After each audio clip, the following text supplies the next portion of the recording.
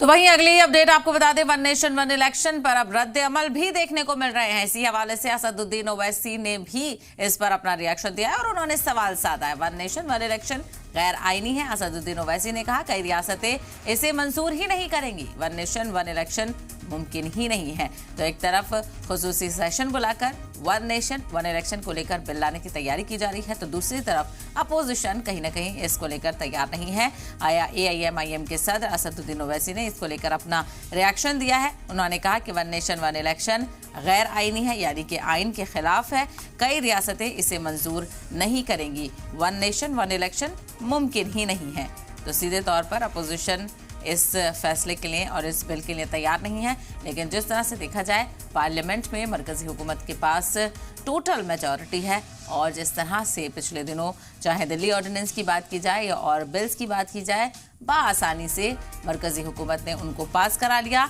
Opposition कुछ भी नहीं कर पाया क्योंकि अपोजिशन के पास अक्सरियत है ही नहीं। तो ऐसे में अगर हुकूमत चाहेगी वन नेशन वन इलेक्शन लाए तो कहीं ना कहीं आसानी से उसको पास होता हुआ भी देखा जा सकता है। लेकिन फिलहाल असदुद्दीन ओवैसी ने इसे कॉन्स्टिट्यूशन के खिलाफ बताया। देश को बता दीजिए कि विंटर सेशन के डेट्स क्या होंगे। ऐसा ना हो कि आप डायरेक्ट चले जाएं वोट ऑन अकाउंट में, क्योंकि आप तो सप्लीमेंट्री डिमांड्स पास कर चुके हैं। और आखिर में ये वन नेशन वन इलेक्शन का जो सिलेक्टिव लीग किया जा रहा है, ये कॉन्स्टिट्यूशनली नहीं हो सकता, ये अनकॉन्स्टिट्यूशनल है। फेडरलिज्म भारत के संविधान के बेसिक स्ट्रक्चर का हिस्सा है। बीजेपी के पास राज्यसभा में मेजॉरिटी नहीं है, कॉन्स्टिट्यूशनल अमेंडमेंट होगा, क्यों स्टेट्स तैयार होंगे? तो हम एजेंडा तो डिसाइड होगा जब स्पीकर साहब के पास मीटिंग हो। वहीं मरकजी सरकार की तरफ से संसद का खुसूसी सेशन बुलाने के फैसले के बाद सियासी गलियारों में कई तरह की बातें होने लगी हैं। इसी हवाले से AIM सदर असदुद्दीन ओवैसी ने और क्या कुछ कहा है, वो भी सुनिए।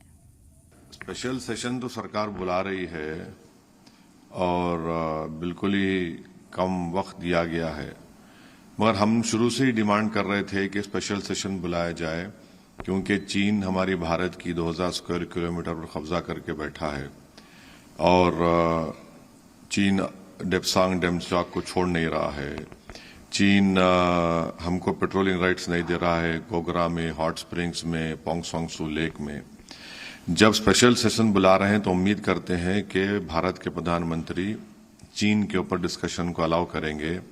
दूसरा, हम भारत सरकार से, मोदी सरकार से इस बात का डिमांड करते हैं कि रोहिणी कमीशन ने अपनी रिपोर्ट दे दी है, तो वो फौरन 50% जो रिजर्वेशन की लिमिट है उसको ब्रीच करें और पार्लियामेंट में स्पेशल सेशन में एक बिल लेकर आएं, ताकि हम वो 50% की लिमिट को ब्रीच कर सकें। तीसरा, हम इस बात का डिमांड करते हैं कि इसरो के साइंटिस्ट को और नीरज चोपड़ा को पार्लियामेंट में बुलाकर उनको ऑनर किया जाए। ये बड़ा अच्छा मुस्बित पैगाम जाएगा। और चौथी बात यह है कि जो मीडिया में ये सवाल उठ रहा है कि क्या वन नेशन वन इलेक्शन होगा, ये नहीं हो सकता है। ये भारत के संविधान के खिलाफ होगा, क्योंकि फेडरलिज्म भारत के संविधान के बेसिक स्ट्रक्चर का हिस्सा है। और दूसरी बात यह है कि बीजेपी के पास राज्यसभा मेजॉरिटी नहीं है। तीसरी बात उसमें यह निकलेगी कि बहुत से अपोजिशन रूल्ड स्टेट्स हैं जो इस बात को कबूल नहीं करेंगे, क्योंकि कर्नाटक में हालिया इलेक्शन हुआ, क्यों दूसरे स्टेट्स करेंगे? तो वन नेशन वन इलेक्शन मेरे लगता है कि अनकॉन्स्टिट्यूशनल होगा, फेडरलिज्म के खिलाफ होगा, जो बेसिक स्ट्रक्चर का हिस्सा है।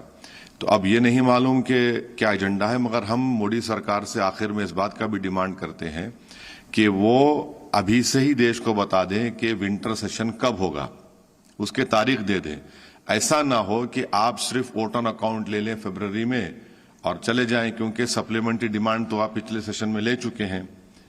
अब हम तो यही डिमांड करेंगे कि नवंबर दिसंबर में भी विंटर सेशन के डेट्स का ऐलान कर दीजिए, फिर वोट ऑन अकाउंट फरवरी में होगा। तो ये इस पर हमको यही बोलना है जो स्पेशल सेशन बुलाया जा रहा है मोदी सरकार की तरफ से।